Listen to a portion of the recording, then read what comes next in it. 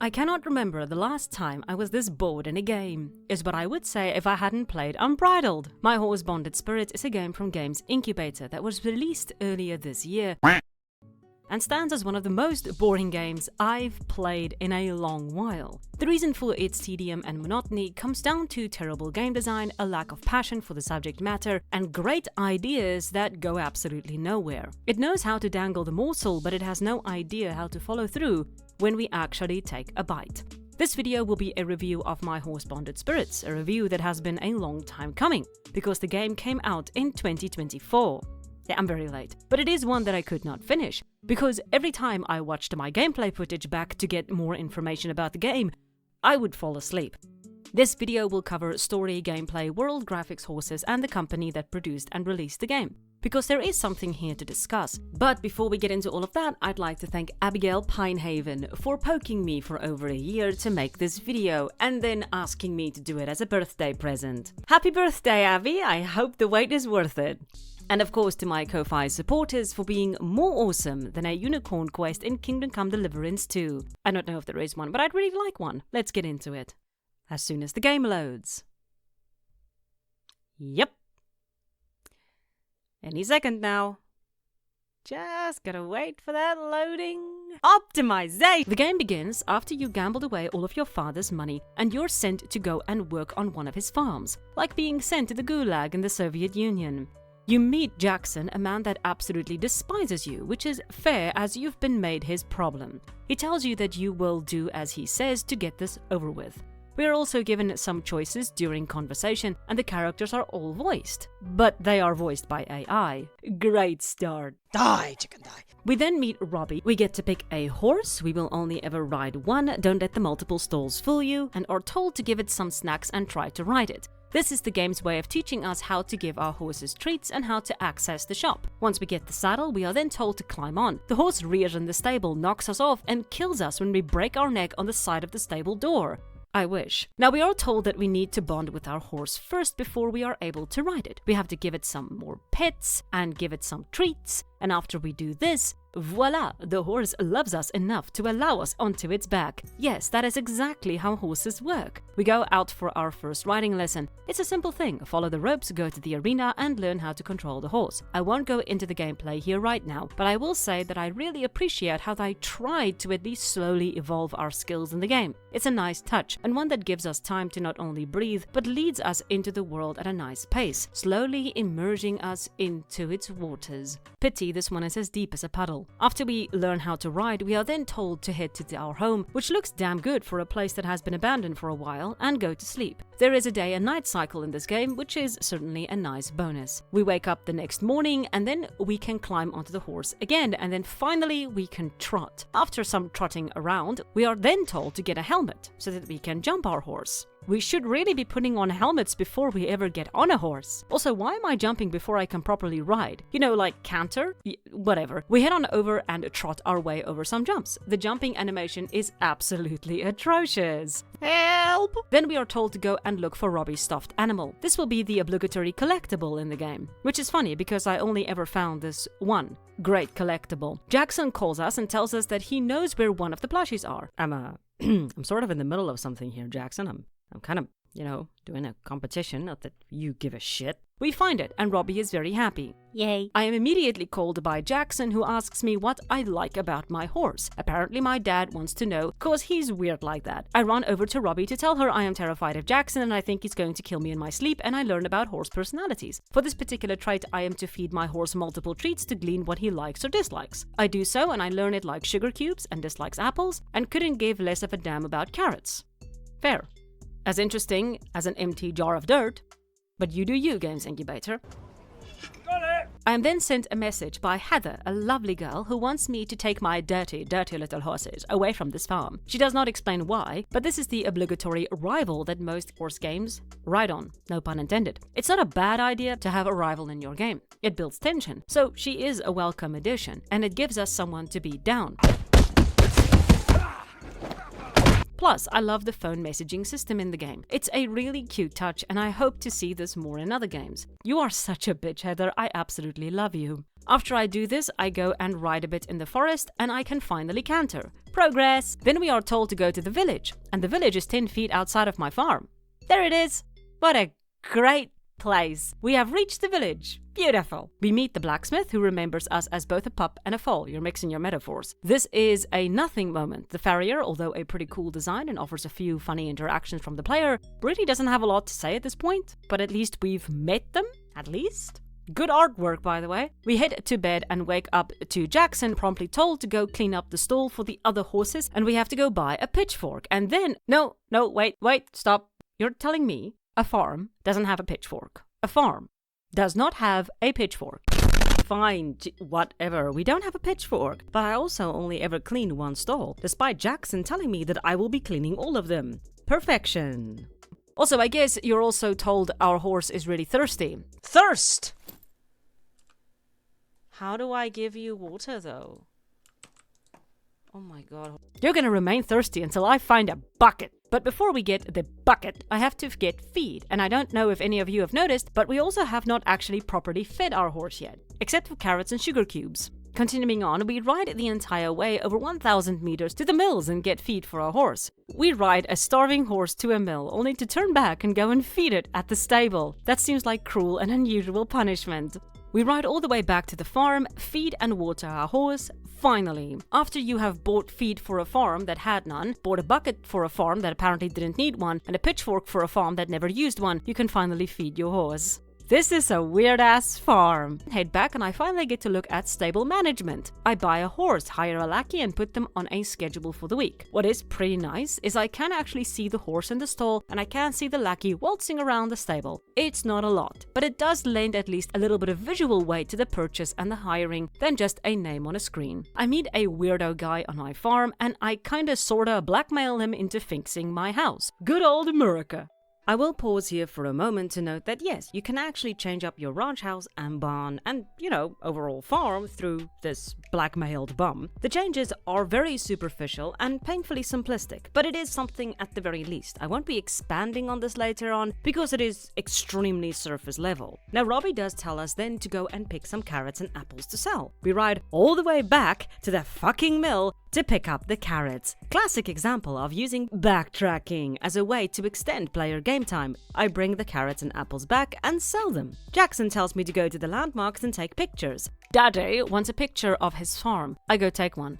Yes! Chickens! Chickens everywhere! In a painfully scripted event, my horse gets sick and I have to race back to get it to the vet. This little shit was fine 6 seconds ago and now it's dying. I just want to point this out because I hate when games do this. This was also done in the new Jurassic Park game, or, well, new. I think it came out in 2016, 2018. I'm sorry, I'm going off script, but it's like so annoying. They have this scene where you have like the raptors, and my raptors were fine, and then suddenly the raptors lose their mind, and they just start killing people, and I was like, I had everything fine. Why are my raptors freaking out? Oh no, because we have to have some tension. It's so fake, and I hate it. I hate it when games do this. Don't do this. Like, make it make sense. Make it make sense. Jurassic Park Genesis did not need these scripted events to make it make sense. Can game developers put in more than 10 seconds of thought into their game? That would be great, okay? I meet the vet. He gives me a free of charge vet care because I am bankrupt. What is kind of cute is you can actually see the horse being treated by the vet. That's something. Jackson then phones again and he tells us that he wants us to go and prove ourselves for some reason. We ride all the fucking way up the mountain to this barrel racing event and it turns out that this is an actual competition. Whoa, I'm hearing cheers? Hello? Okay, let's do this. You only learn that it is a competition when you select the event and hit go. That's when all the people materialize like fucking ghosts and they start cheering. And then you realize, oh damn, this is actually a sort of an important big deal. I just want to point out here, just for a brief second, that the quest even says it's barrel racing training. Like, what? I finish up the competition, I do so well, I just do all of them, and then I head back to the farm where Jackson tells me that Daddy misses the farm, and it seems he's a bit melancholy for the whole thing. Interesting point. Maybe there's something else that's gonna happen here. I wait until I figure out the game is not bugged, I'm just waiting for my lackey to win a contest. I honestly thought the game was broken because I was just waiting and waiting and waiting and going over days and I was just like, what the hell's going on? No, my horse had to win a competition, like my horse in the managing thing had to win a competition and then the game would continue. You know what, I'm just gonna drop them everywhere until something triggers.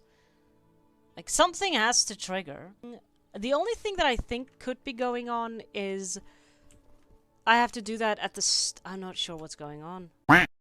And then I'm told to meet the black-mailed bum at the bridge. We finally meet Heather face to face, and she is ticked off because the bridge is broken and she wants the forester, the down-on-his-luck bum, to fix it. It's technically his job, so he has to sort of, do it. But I race to go and get his tools. We fix the bridge, and then the forester's bum tells me to meet him at a different arena. I meet him at the arena, and he tells me to get 3 silver medals. I do so. He tells me to go to a cross-country track. I am told to get 3 silver medals. I do so. He tells me to go to a racing track. I am told to get 5 silver medals. I do so. He tells me I did well. Yay. I get my final trophy, and Daddy phones me and tells me he is so proud of me. I am happy, and I wonder what will happen to ruin this joy, because this is the highest the character has been, and cliché storytelling dictates that something terrible has to happen for the story to move forward. Did the farm burn down? Did the old man screw us over? Did an oil company purchase the land and is now planning on building a glue factory? Anything is possible. I head back to the stable, excited for this new turn of events, and I'm told to get my horse to level 10 bond. Oh, great grinding, but it's fine. I grind, and I manage to get my horse to level 10. I talk to Robbie, she tells me I'm such a good rider, and the game ends. What? I just got a message that said finish all story missions. That was it?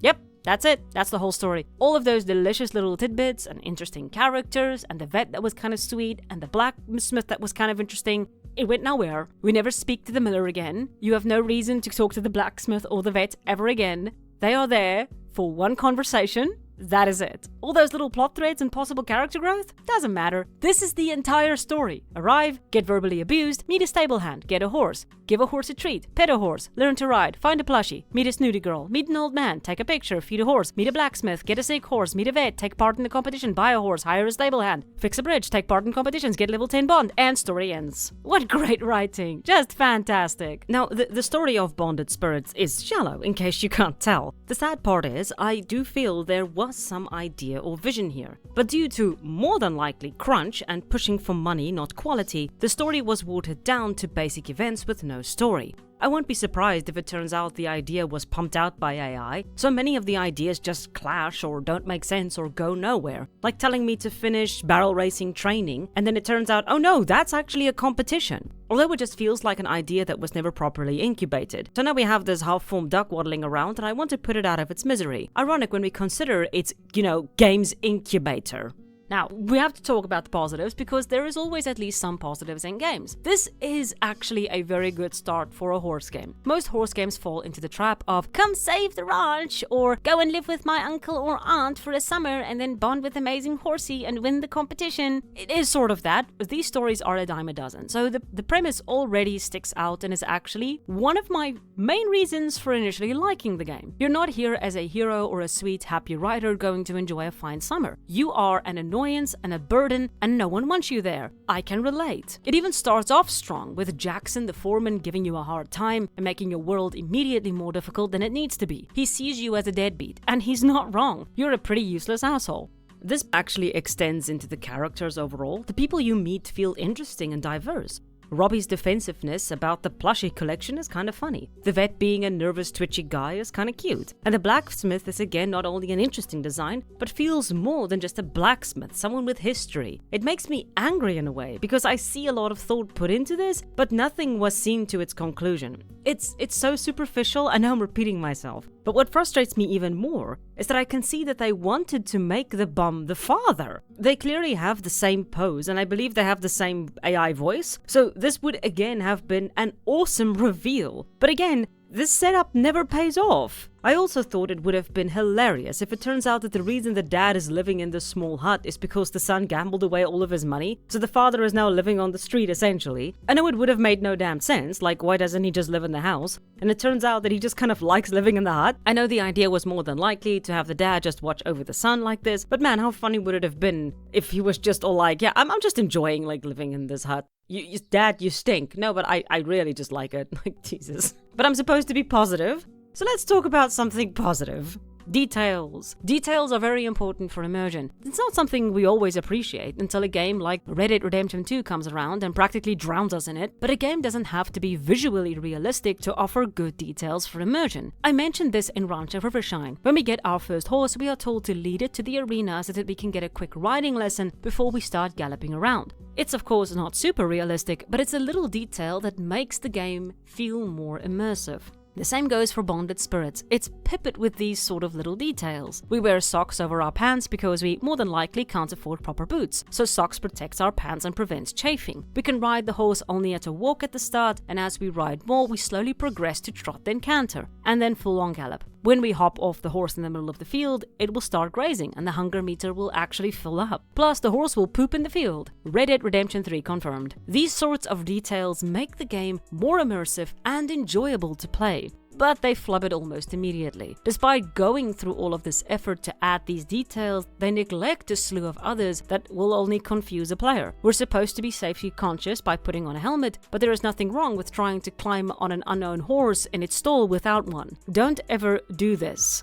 These ropes to guide you are nice, but wouldn't it just have made more sense to just, let us lead the horse to the arena or have an NPC take the horse for us there? This is what I mean by they don't follow through. They either couldn't be bothered or didn't have time to refine the concept to make it seamless. This is really one of the major problems I think with this game. The game really just didn't have time to make it properly, but we'll get into that later. But there was a lot of potential buried somewhere in this premise, but due to terrible design, laziness, or just pure crunch, it was shuffled out with a few details considered and the rest ignored, which kills the immersion we might have crafted. We are constantly yanked out of it by these conflicting details, like solving a puzzle and then getting confused about why you solved the puzzle. I am still not over this! But in closing for the story, it has great ideas that are so shallowly approached, it might as well be a wet surface in lieu of a puddle. But perhaps the world does better.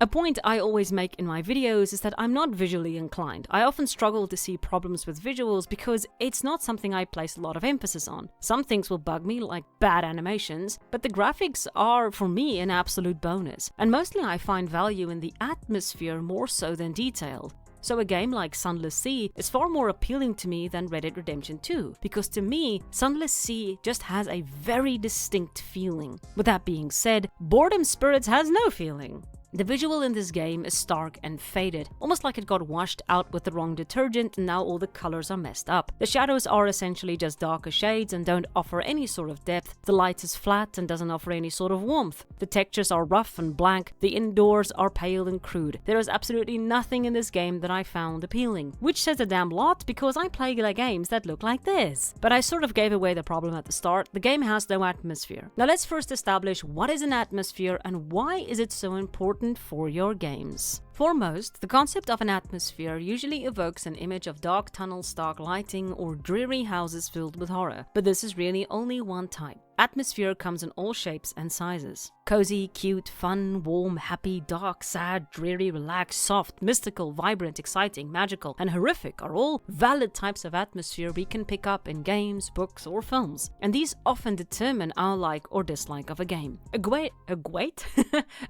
quote from the site Game Developer goes, "Atmosphere is the feeling that remains when the rest of the game shuts the hell up." We can easily grok the atmosphere from a game just by looking at its visual. Dark yet cute, horrific and intense, calm and cozy. The rest of the elements, music, narrative, and sound effects only enhance this baseline and bolsters the emotion we start with. But visual is your baseline. I really love atmosphere, so to showcase how elements really work together to create it, I'm going to show you Sunless Sea's first venture into the deep oceans.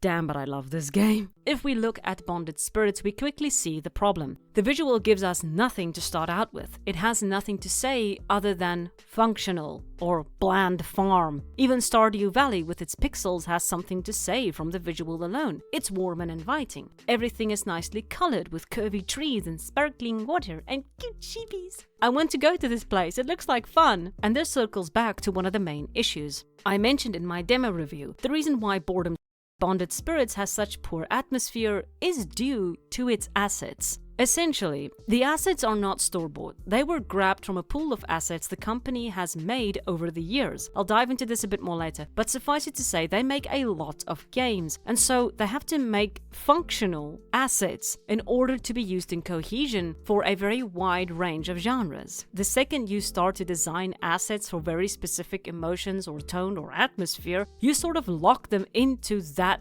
idea. If you make a tree for a horror game, it's going to look a lot different than for a fantasy or a cozy or even a fantasy horror cozy game. I'd like to play that. So Games Incubator cannot design for atmosphere or emotion. They churn out dozens of games, and these assets need to be a one-fits-all to ensure they can be used for a variety of genres. So we're already starting on a bad foot with the atmosphere, and look. But the issues don't stop there. We also have a lot of visual bugs, the worst of which are the stirrups. Good golly, Miss Molly, look at him go. The rider's butt also clips through the saddle from time to time, but those stirrups were so damn distracting. Who designed this? We also have this random pause glitch, where the horse will randomly jump or glitch out when the game is auto-saving or rendering. Oh damn, sorry, Equinox, wrong game. As for the avatars, they're fine. The story we've covered, it's mostly humor, and this certainly fits the visual of the avatars, but not the visual style of the world. The world is pushing for realism. As a result, the comedic type story falls flat against the, flat world. It would have served them better to have pushed for a more stylistic graphic style to enhance on the tongue-in-cheek humor they were going for with the dialogue and story. Then again, we could also make the argument they wrote a bland story, and to enhance the atmosphere, they created some bland assets. If that is the case, they did a fucking terrific job. But let's give a listen to the sound effects.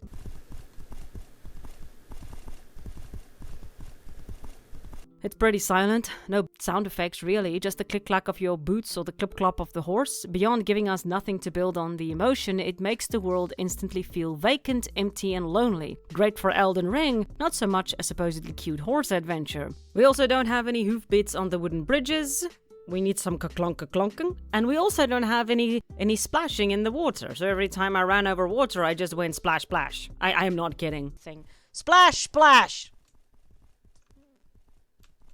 I'm doing my own goddamn splashing. Finally, the music. I have no idea what to say to this because my music kicked in only once. The music did not show up for my entire playthrough beyond these few bars. I will admit that this sort of hindered my ability to truly gauge the atmosphere quality of the game, but it also shows how buggy this game is. The only music I ever really heard to its fullest was the main menu music. Beyond that, nothing. But in closing, the visual offers nothing more than basic functionality. I think the UI is particularly cute, the art is particularly well done, and I think that in those two specifically there was a lot of thought put into, but the rest just suffers from blandness and functionality, which is not really something you can say for the gameplay. The gameplay is slow, sluggish and unrefined. There is some thought put in here, but much like the story, the concept starts off well, but are never quite realized to its fullest potential. We see this almost instantly in the horse movement, but we're going to start with the character because we have to shove it in somewhere. Character creation is quick and to the point with very few options, and for some reason the character keeps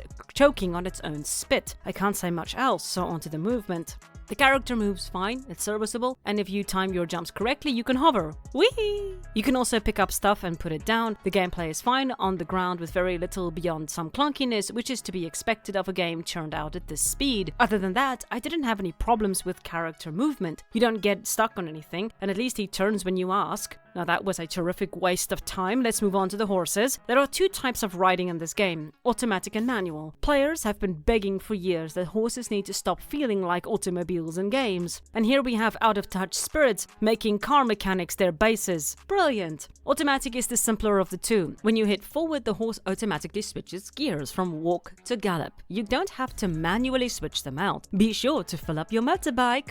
Manual is more complex. The idea is that you can switch gears of the horse movement by hitting a button. You can go up to gallop or down to stop. In a gate, you can then press the forward button, the accelerator, to speed up within the gate. So you can have a fast or slow trot, walk, or third gear, canter. This concept is nice. Having this much control over the speed of the gate is something players would appreciate, as horses have a lot more to their movement than just 3 basic gates. But controlling the horse is painful.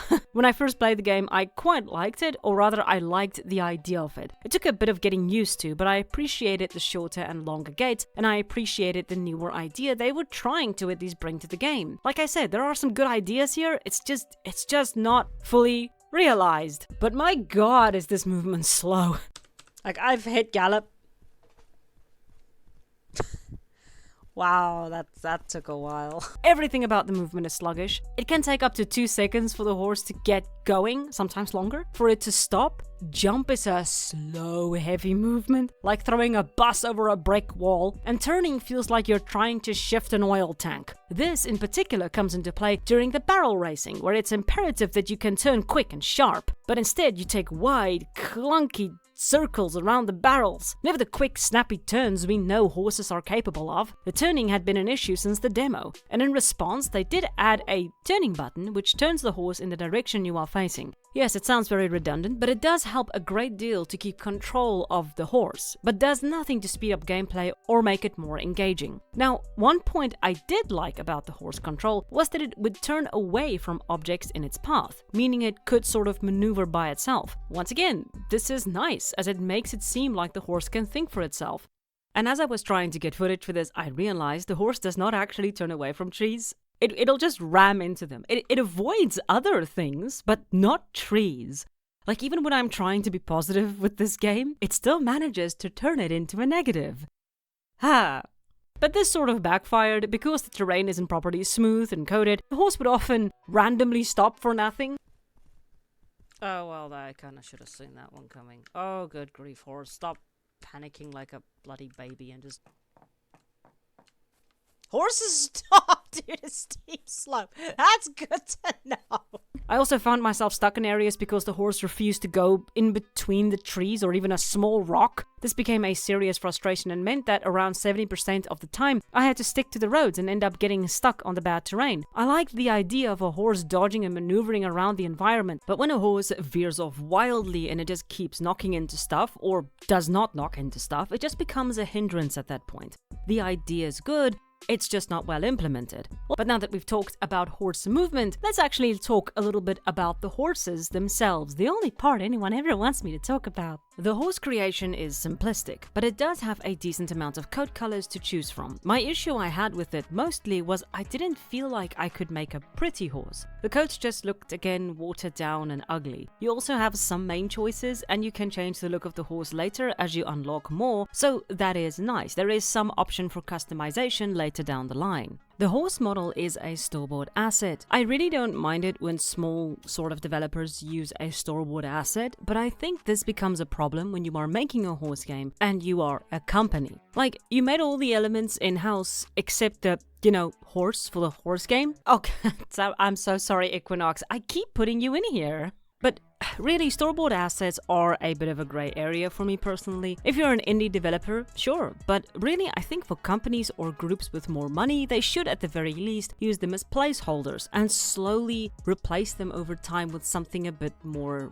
intriguing. Although we have covered the problem with the assets in this game earlier. But however you feel about store-bought assets, we can't deny that it does hurt the atmosphere. I've seen this horse a million times over. It gives no other feeling than functional. The mane for the horse is shiny and stiff, the tail sticks out like it has late-stage arthritis. However, at the very least, the model is a fine-looking horse. It does have 4 legs, a head, and a tail, and a mane, which helps. Now, your horse has the following attributes: speed, agility, jumping, responsiveness, and water crossing. Every time you level, these attributes will bump up, and the horse will then get faster, turn quicker, respond better, and, well, walk over water. Now, in the game, there are 3 different boards that you can look at to see how far you've leveled. You have the horse board, the rider board, and the bonding board. The horse and rider board are very similar, with the main difference being that the rider unlocks the farrier, vet, and stable management, whereas the horse unlocks most of its own attributes. Oh, and if you reach level 10 on the rider board, you can start a new game. Thank you for roadblocking that. There is a leveling bar on both of these screens for the horse and rider, but this is really connected all to the bonding board. As we can see on the bonding board, it echoes kind of what's going on the rider and horse boards, so the higher the bonding, the more you essentially unlock. It's really the overarching level of all these boards. However, although there are leveling bars, and you can technically level, you don't really level so much as you just progress.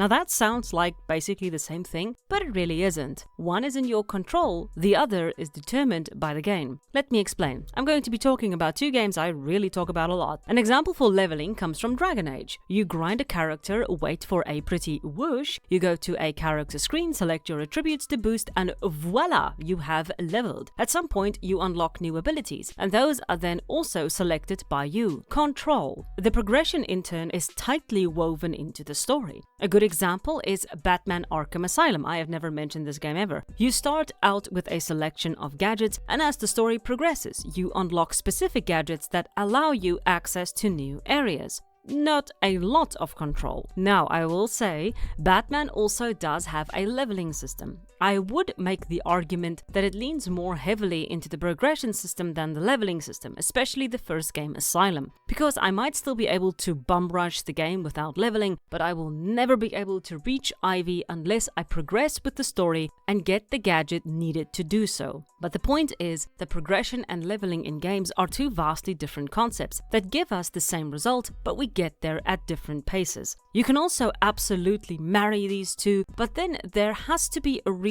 for why they need to be married. If we circle back again to Arkham, we see that the combat is connected to leveling, whereas your access to the world is connected to progress. Now, with this in mind, let's take another quick look at Bonded Spirits. In Bonded Spirits, there is really no freedom in leveling, because the leveling is locked behind progression. I will use the example of bonding to showcase this point.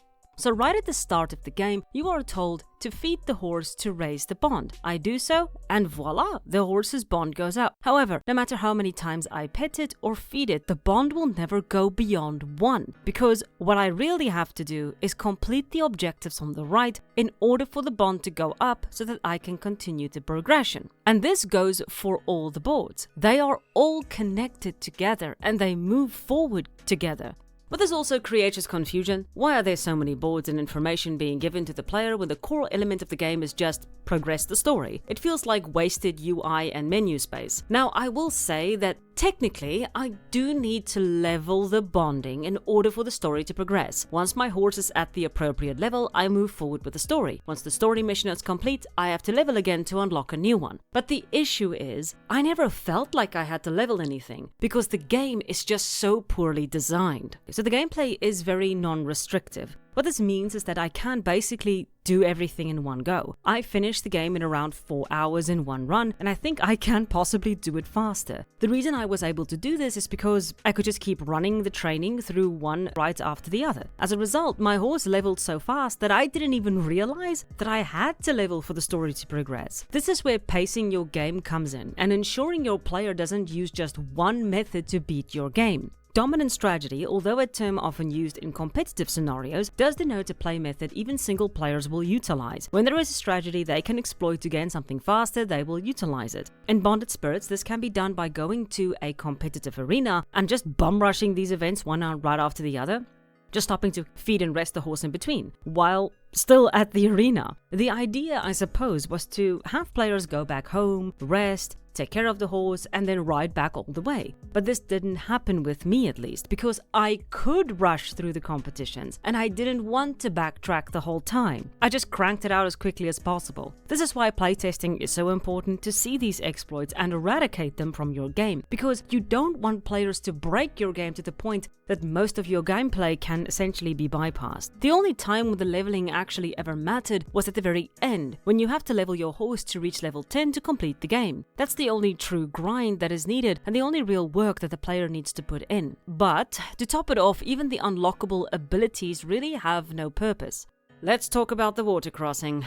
I mentioned earlier that in certain games like Arkham City, we have the progression where you need certain gadgets in order to reach specific places. This is sort of, I think, what they wanted to do in Bonded Spirits.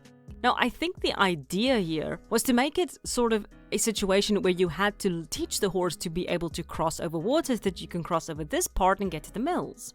But never once in the entirety of the game did my horse really struggle to walk over water. Not once. It was really a nothing problem. They could have cut this and it would have made no difference. If I hadn't known that the horse needed to learn how to cross over water, I don't think I would have realized that it was something my horse could learn. It's a really cute idea, don't get me wrong. Having a horse be nervous about crossing water is an absolutely realistic concept, and I'd very much like to see more of these types of ideas being implemented into horse games, but this one didn't land.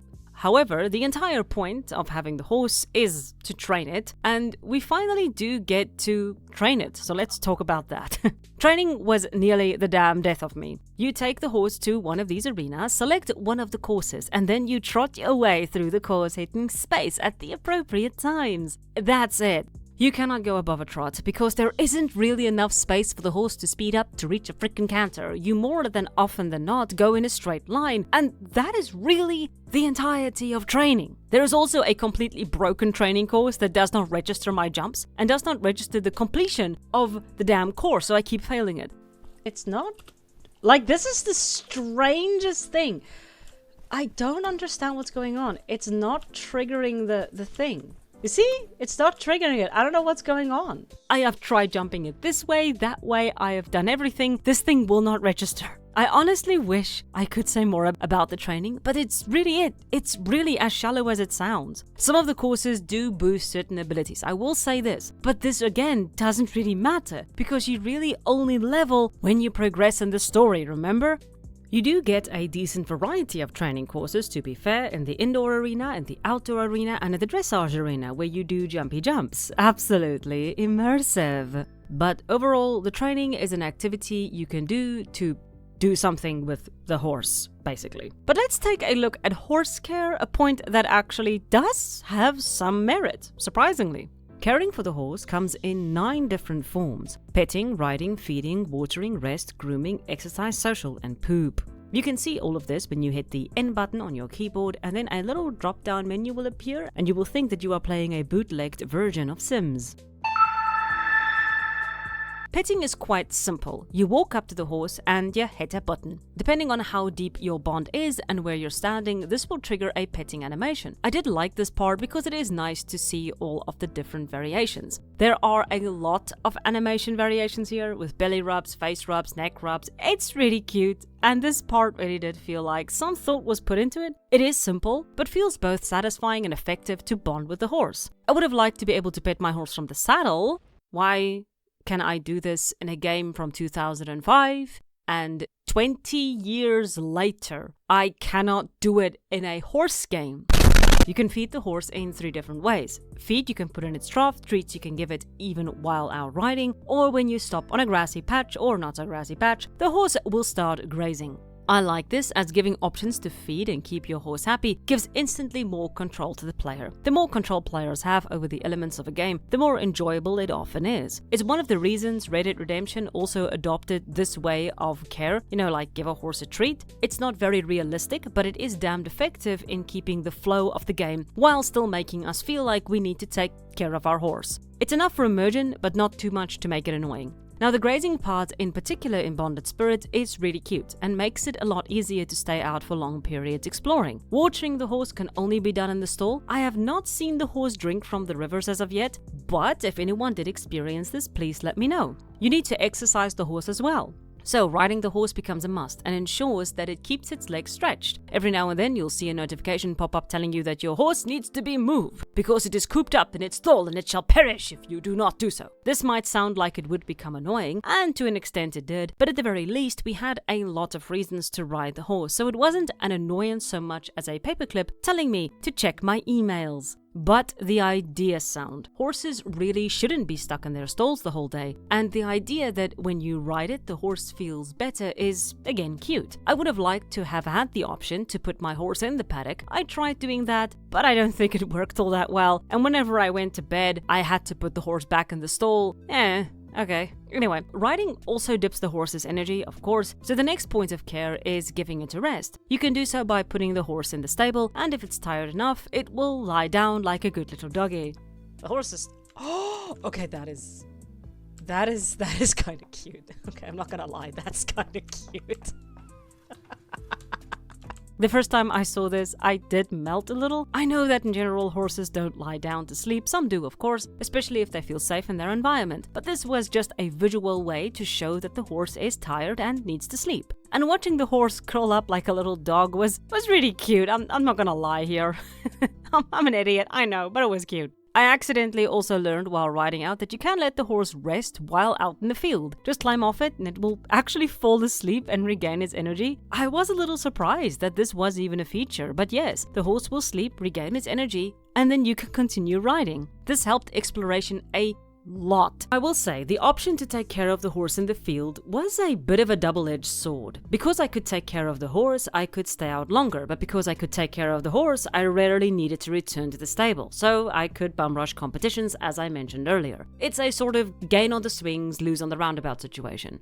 Another point was the socializing that the horse needed. Now, the socializing was a little bit of a disappointment. All you have to do is make sure you have horses in the stable and the socializing goes up. In closing, the caring has some good points and some bad points, but overall I do think it's not a bad system. I do like the fact that my horse can get most of what it needs in the field.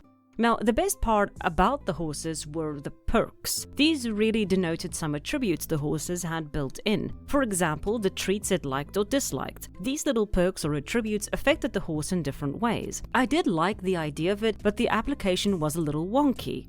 My first horse, for example, had two traits. The first one was it didn't pick up a lot of weight easily, and the second one was it didn't like treats all that much. What this meant was my horse lost a lot of weight very quickly, but because I couldn't feed it any sort of treats because it got tired of the treats, I couldn't get the weight to go back up. So I had a bit of a problem with this horse.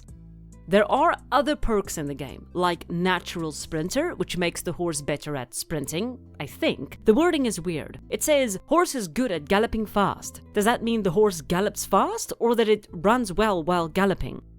I don't know. High Endurance was another one, where the horse has more stamina. There are probably a lot more than these few, but because the game restricts you to one horse per game, I couldn't explore all the attributes as much as I wanted to because I literally just didn't want to put myself through that torture. You get one horse, as I said before, and then if you want a second, you need to ask Robbie to reset the damn horse and get a new one, or you can just start a new game. I did that 3 times. I'm sorry, I can't do another one. And finally, once you have bonded with the horse, it will actually follow you around, and it will even trot around you. I do think the trotting was possibly a glitch, but I thought it was adorable. This was really a weird game. Now we have one more thing to look at before we look at exploration, and that is competitions. This is going to be an interesting part. The entire point of competitions in most horse games are threefold. Firstly, it's the goal. You are told from the get-go that there will be a competition that you have to win, so that your mindless riding has some method to it. By extension, competitions progress the story. Usually when you win a competition, it's a sort of milestone and the story can then continue. Thirdly, it's a way to build tension. When you have been training for the competition and you know you're about to take part, there may be some stakes involved. This makes you invested in your success and this creates tension. Finally, as a bonus, it's a way to test your skills that you've learned throughout the game. The competitions are a great way to see how far you've come as a rider, player, and it makes you feel accomplished. None of this happens in Boredom Spirits. Your first competition is quite literally dropped on your head like a fucking sack of bricks. Whoa, I'm hearing cheers? Hello? Okay, let's do this. You're never told you're actually heading to a competition. It's just, there, you need to go compete now. Oh god, thanks. So the training you've put in has no value. This further breaks tension because I wasn't even aware there was something to be invested in. Also, I never trained barrel racing skills, so I don't even know if I've gotten better at this. This is the first time I'm doing it. About the only thing this competition does is it progresses the story, and that's only because the game says so, not by any logical through line. And very short, the first competition came out of left field. If it wasn't for the people cheering, I would not have known it was a damned competition. Now, to be fair, another game called Ranch of Rivershine doesn't offer a lot of fanfare either, but the nice sweeping shot and music does give me a little more of a kick for the race. Plus, these races are a lot of damn fun. Whee! Point is, if you're not going to give a damn about the competition, why should I? But let's dive a little deeper. There are 3 different types of competitions: barrel racing, cross-country, and just plain racing. I'll go from worst to best. The racing is literally running around in a circle. That's it. You hit forward, you watch the horse run, you go through a little blip, and you're done. Some of these takes up to 5 minutes to complete, and I wanted to die. Sorry. The cross-country is exactly the same, except this time you have jumps you have to get over. Positively riveting, but better than the racing. And then you have barrel racing, which is exactly like racing, except you go around a barrel. This was the only one that had any sort of entertainment value, and the developers seem to be a little self-aware about this, because this is the first competition you take part in, and they also use it. A lot. There really isn't a lot to say about this. You go around barrels as fast as you can and try not to hit them, because if you do hit them, the horse comes to a complete stop because, and I quote, "there is a steep hill." My god, but this is annoying. Like, I can't the horse just dodge that one?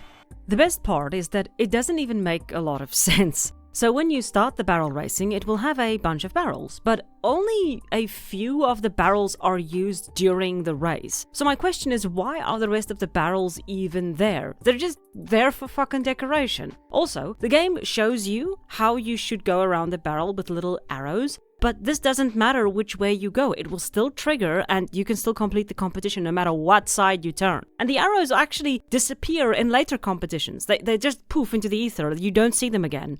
I would really like to know how much this game was rushed. Like, dead serious. But in this game, these competitions are probably the most brainless activity I've taken part in a game. And I want to emphasize, this game talks about a gambling addiction, so chances that it's specifically made for kids is, I don't know, pretty small. So my question becomes, who is this game even for? No, seriously, who is this game for? Gambling is not kid-friendly, and yet the story and characters are so shallow that only a 6-year-old would find it intriguing. Furthermore, the UI is also very cutesy, and it really seems like the aim was for kids, because the gameplay was also very simplified, but the humor and sort of self-aware teasing and gambling makes it seem like the game was aimed more toward an older audience. This is a very confusing game overall. But with the horses being a disaster, competitions and training being a disaster, perhaps the world can save this bucket of shite. Exploration is the name of the game. Let's take a look. The map for Bonded Spirits is big for a horse game. You have lots of hills, roads, forests, and mountains to explore. It's a decent terrain, and we can at least see that some thought was put in here. You have road signs and lots of landmarks to help you traverse without the need for a map, which is nice, as I personally just don't like looking at a minimap the whole time while playing. So instead of looking at the minimap, they made the map an overlay instead. Okay, I'm going to be fair here. There is a little bit of merit to this. Giving us a large, transparent map to look at over our screen and see where we are is absolutely going to be helpful. The only problem is, I felt like I had to use this as a default to ensure I stuck to the right road. As an example for how it could be done, I'm going to use the example of a game I have been teasing relentlessly throughout this video. Equinox is a game from Blue Scarab Games. In the game, they have a pretty large map, and to help player traverse, they added a little button you can press that brings up a pretty glowy orb that tells you where to go. This is a really good solution to the problem of guiding players in large game worlds. Instead of putting up a marker on screen, this keeps the player's eyes on the world, and the navigation becomes part of that world. It's a very eloquent solution. This is not so much, but this takes us to the larger overarching issue for games today: world sizes and sort of the problem with them. Exploration for open world games have in recent years become a bit of a bane for me. As game worlds get larger and larger, they get emptier and emptier, so developers try to fill them up with anything they can, which ends up as busy work. I'm looking at you, Hogwarts Legacy. The point is, having big worlds are fine, but trying to fill up these worlds with meaningful, interesting events can be difficult to achieve, especially if you're a small dev team.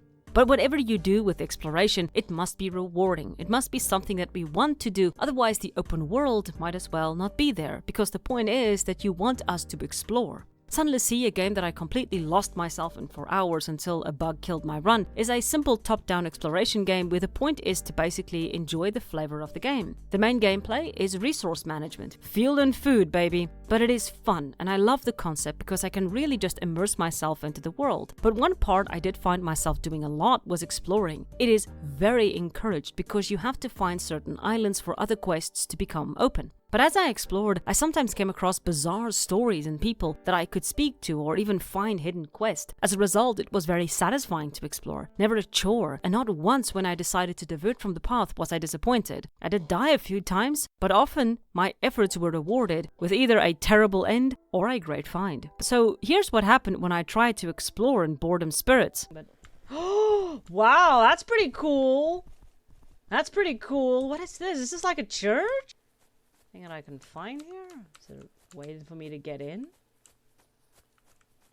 Oh my good heavens, look at that. What in the world is going on with that? Is just bizarre. Oh yeah, that was kind of a sad thing. I really wanted to explore that church. That would have been cool though. Like, look at that thing. That looks really interesting. I did not explore again. I refused, because beyond being an absolute disappointment, it was a waste of time. If you want your players to explore and enjoy the world, then you better give them some rewards. Otherwise, they'll just stop doing so, which is exactly what I did. All of this is rather sad, as there is a lot of area to explore here, just not a lot of reasons to do so. But even if we did more exploration, another problem crops up. The horses just aren't coded well. Horses or animals used for exploration create an interesting problem that we don't always consider. They halt immersion. Okay, so I'll have to explain this.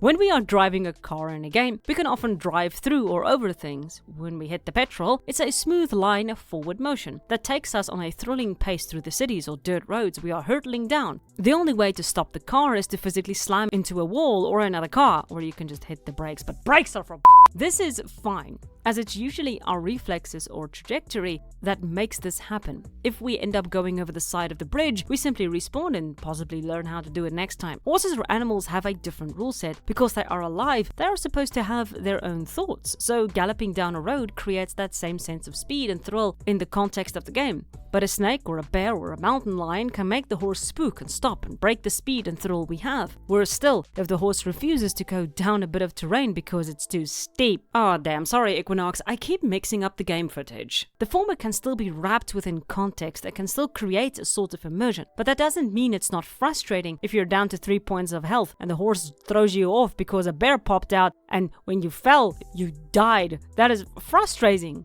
as it's so far out of your control.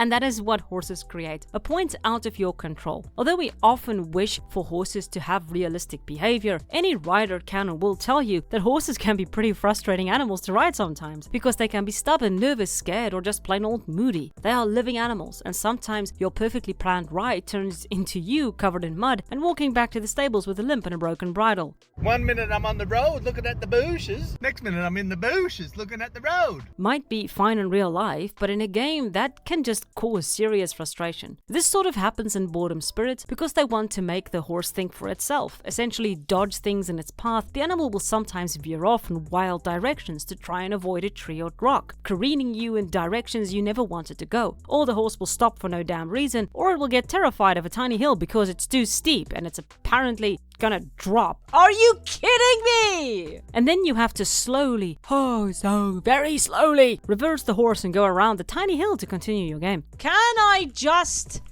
turn, please? Just in the name of all that is good and holy, horse! I know, oh god, look, I got optional detection. Well, you kinda suck at it. And this brings everything to a halt. Now this is, I think, a possible discussion in the dev room. So if you're making a game for mounts, do you consider realism or gameplay? If you're going to go for realism, you might sacrifice that smooth momentum you are hoping to keep. If you're going for gameplay, you might make the horse or mounts feel like glorified motorbikes. Calling their movement automatic or manual does not help. Now there can be a middle ground, but I think this is probably a consideration when adding mounts to games. Although the concept of a horse reacting realistically is very nice on paper, it is something that must be built into the gameplay to ensure that it does not suffer when the horse suddenly stops and then breaks the momentum. Like I said, control is key here. In the case of Red Dead Redemption 2, we are offered that control by being able to pet and calm our horse down when it does see a snake, or even elevate our bond and then the horse won't spook as easily. But this is really all supposed to be about exploration, so let's rather explore that a little more in Bonded Spirits, because the movements of the horse is not nearly as egregious as the damned village. Remember when I mentioned the village? That was like 10 feet away from your farm? Welp, that was not the village. This is the village. This is amazing. It has little people walking around. It has bridges, homes, an actual entire place to explore and ride around it. Why was this called the village? When you actually have a village in here. A huge village with tons of people walking around. Like what? But if you think there is anything to do in this village, think again, baby. There are no side quests in this huge open world. Apart from the competitions and the main storyline, this game gives nothing else to do. The most you have are the plushies. But even that helped little because I never found a single one of them. Did anyone else find them? I feel stupid. But despite the exploration being terrible, the horse is mindless, the gameplay boring, and the competition soul-crushing, perhaps the final part of this game will save it. Stable management. The stable management goes like this. You buy horses from the horse market, you hire a stable hand to take care of that horse, and then you select what the horse will do every week. The horse levels, you win competitions, and you go up in rankings. It's actually really good, and that just makes the rest of this section so much more frustrating. You have 6 stalls you can fill up with horses. Each horse needs a handler. So when you purchase a horse, you have to hire a handler as well. Each week you can put the horse into designated time slots, wherein which it will train a specific trait, take part in a competition, or just be used for riding to bring in some money. A handler can also do barn tours, or you can take the horse to the blacksmith or vet when needed. All of this is a really cool idea. And in a lot of ways it works. You can see people walking around, you can see the horses in the stalls, you can take part in riding competitions or dressage, which is apparently not riding competitions. You can see your ranking go up, you can actually train your handlers to get better. And for whatever you bought your horse, if you sell it after it has been trained or taken part in competitions, it will be worth more. So there is a very interesting logic in purchasing horses, training them, and then selling them again. I like all of it. I like actually every single aspect of it. You can even breed, like, oh my word, a lot of thought, again, pumped into this section of the game. All of this happens every day, and you navigate the work through the week, deciding the day before what your riders and horses will be doing, or deciding on the Sunday and just watching them do it. You don't really see them training, which is a kind of a sad thing. The horse just sort of disappears. But the fact of the matter is, there is at least some, movement, and you can see the horses around. But it has one key issue that makes it impossible to really enjoy. Your own damned horse. Every day means you have to firstly go down, feed the horse, water your horse, ride the horse, and clean its stall. What this means is that if you're looking forward to seeing how your horse does in its strength training, good luck. You're going to have to go through every single day to get to that specific day. And every day you have to look after your horse, which halts immersion. Like, again, all of this is a good idea. I love the idea of the stable management, which is why I'm looking forward to Acquire, a game that is going to specifically be about stable management. But don't force me to take care of my horse every damn morning just so that I can enjoy the stable management. The two are too tightly married, and because of that, I really find the stable management to be a frustrating aspect, not something that I can really look forward to every day. Another bizarre point is that your money you personally make is also separate from the management. So if you win money with your own horse, that money cannot be used in the management, which divorces it further completely from the main game. The stable management is honestly great, I can say this wholeheartedly. It's not very in-depth, but it was terribly implemented into this game. I feel like it needs to be its own separate concept, and I would be down for having a complete stable management game. Anyway, whenever I had to test this section, I actually got a very intense headache, I'm not gonna lie, because I knew that if I wanted to really test it, I'm gonna have to go through taking care of my horse, doing the stable management, taking care of my horse, doing the stable management, taking care of my horse, doing the stable management.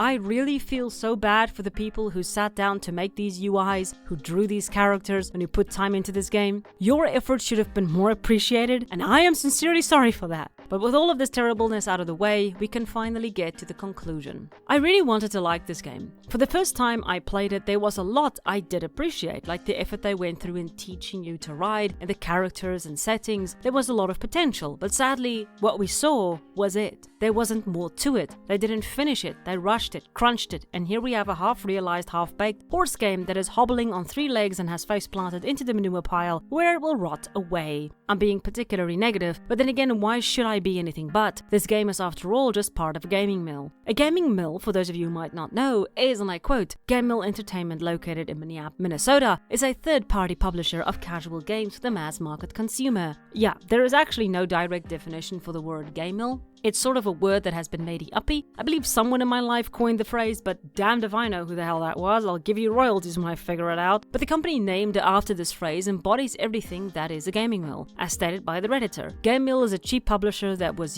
uses cheap licenses to publish cheap games. They don't care about quality. And that's the long and the short of it. There are companies that often use assets or shortcuts to spew out as many games as possible in the shortest amount of time. Games Incubator, who created Bonded Spirits, has made 16 games in the last 4 years. Oh, correction! They've made a lot more, which is a staggering amount if we consider the more complex type of game they so like making. I want to make it clear that using shortcuts to make games is not really a problem. Zelda Breath of the Wild and Zelda Tears of the Kingdom both have a lot of the same features, assets, and gameplay. Although some people did find this annoying, this is common practice for games that are set in a series. Dragon Age, Halo, Mass Effect, Arkham, all of these games build on the previous ones, but a lot of the baseline is still there. As long as the game is new in most other ways and offers experiences that cannot be found in the previous games, it's still a new game to enjoy, and shortcuts just make it possible to produce these games in a timely manner. Although screw EA for screwing over Dragon Age 2. Dragon Age 2 deserved better. The issue isn't using shortcuts, the issue is Games Incubator methodology, and this all comes down to agile and waterfall methods. In very brief,